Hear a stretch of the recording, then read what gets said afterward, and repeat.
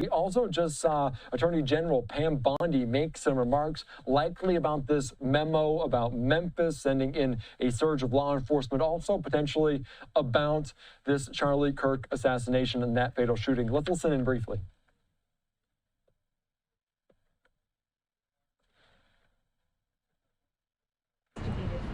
Well, I'm never going to talk about who's under investigation, especially organized groups who are jeopardizing the lives of our men and women in law enforcement. Earlier today, you heard Stephen Miller talking and you heard the president talking about these organized groups who are out there doxing law enforcement, having people swatted at their homes. That jeopardizes lives. And that's why it's so serious. None of these are pranks.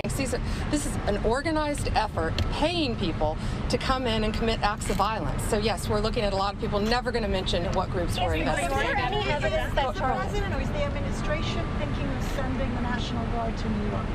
To New York? Well, I think the president made it really clear. Of course, we're going into Memphis. He just signed the executive order, and we're excited about that because the governor of Memphis is on board with us. So are the 2 U.S. senators and law enforcement. So we're going to come in and do everything we can to make Memphis like we're doing here in D.C.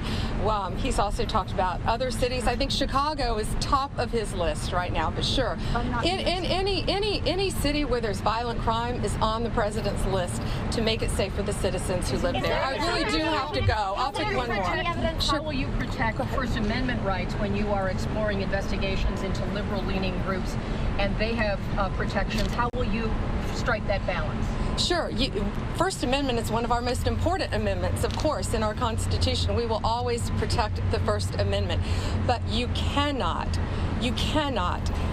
create violence, and that's what's happening. When people are working together, you talked about RICO, it's RICO. When people are working in concert to commit crimes, the president was talking about people who are breaking up bricks, throwing it at police cars, people who are being paid to dox police officers, to dox victims of crimes, that can jeopardize lives, and that's when you cross the line from First Amendment to a crime, and we will prosecute.